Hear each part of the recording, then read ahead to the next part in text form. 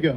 Et merci aussi surtout à la présidente, je dirais attitrée de ce comité avec Fatiha, qui quand même nous vient du Canada, qui a assisté à des réunions tard. Jamal Belharch, co-président du comité scientifique du Women's Summit qui a lieu à Casablanca aujourd'hui, dont l'enjeu est important. Un enjeu d'abord qui vient faire suite au message de Sa Majesté dès lors qu'il est rentré à l'Union africaine de nouveau, en nous disant que l'Afrique devait se faire par les Africains et pour les Africains, et que notre continent devait tenir compte de la femme. La femme représente 50% de la population à peu près, mais uniquement moins entre 10 à 15% des femmes qui sont en activité, des femmes qui ont très peu accès aux responsabilités, des femmes qui sont invisibilisées. L'enjeu de ces 2 jours aujourd'hui, c'est d'avoir des panels qui vont discuter non seulement sur les enjeux africains, climatiques, démographiques, mais entrepreneuriat des femmes en général, mais aussi des jeunes femmes en particulier qu'il faut accompagner, qu'il faut écouter et qu'il faut financer. Et donc la chance que nous avons au Maroc aujourd'hui, c'est d'être le réceptacle de ce sommet aujourd'hui